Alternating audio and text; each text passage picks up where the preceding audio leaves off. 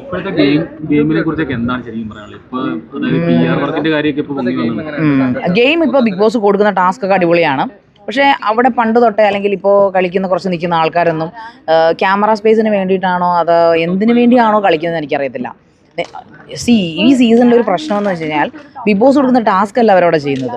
Repetitive content ആണ് പിന്നെയും ചെയ്തുകൊണ്ടിരിക്കുന്നത്. അതായത് എല്ലാ ദിവസവും അടുക്കളയിൽ ചെന്ന് വഴക്കിടുക, എല്ലാ ദിവസവും സെയിം സാധനം. അതായത് ചപ്പാത്തിക്ക് വേണ്ടിയോ മറ്റേ കൊഴുക്കട്ടയ്ക്ക് വേണ്ടിയോ അല്ലെങ്കിൽ വെള്ളത്തിന് വേണ്ടിയോ ദിവസവും ഓരോ വ്യക്തികൾ മാറുന്നു, ഭാഷ മാറുന്നു എന്നല്ലാതെ ഒരു വ്യത്യാസവും ആ ഗെയിമിലൊന്നും കാണിക്കത്തില്ല.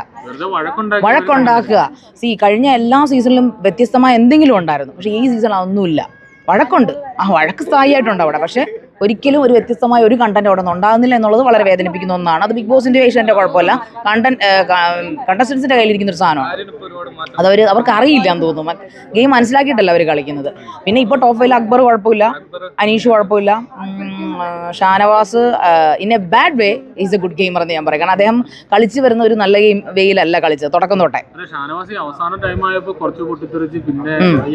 തുടക്കം തൊട്ടേ പുള്ളി മറ്റേ പലതരത്തിലുള്ള mind game, dirty mind game കളിച്ചാണ് പുള്ളി ഇവിടം വരെ എത്തിയത്. അത് സമ്മതിച്ചേ പറ്റത്തുള്ളൂ. അയാൾ ഗെയിമറാണ്.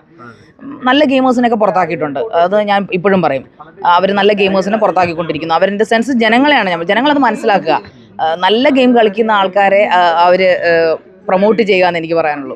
പക്ഷേ ഈ നല്ല ഗെയിം കളിക്കുമ്പോഴും ഇതുപോലെ PR വർക്കുകൾ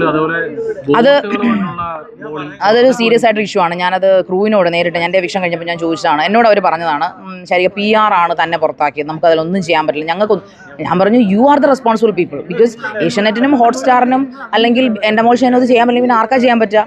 you should control the PR വേണ്ടെന്ന് പറയില്ല. PR is A part of the game. പക്ഷേ അത് നമ്മളൊന്ന് കൺട്രോൾ ചെയ്യുക ഇൻ എ ഗുഡ് വേ. അതാണ്. പിന്നെ ഫൈനൽ 5 ആരൊക്കെ വരും? അത് ഞാൻ ആഗ്രഹിക്കുന്ന ആൾക്കാരെന്ന് പറഞ്ഞാൽ അനീഷ്, അക്ബറും നെവിൻ. ഫൈനൽ 3 ഉള്ളി. എനിക്ക് 5 ഇല്ല. ഓക്കെ.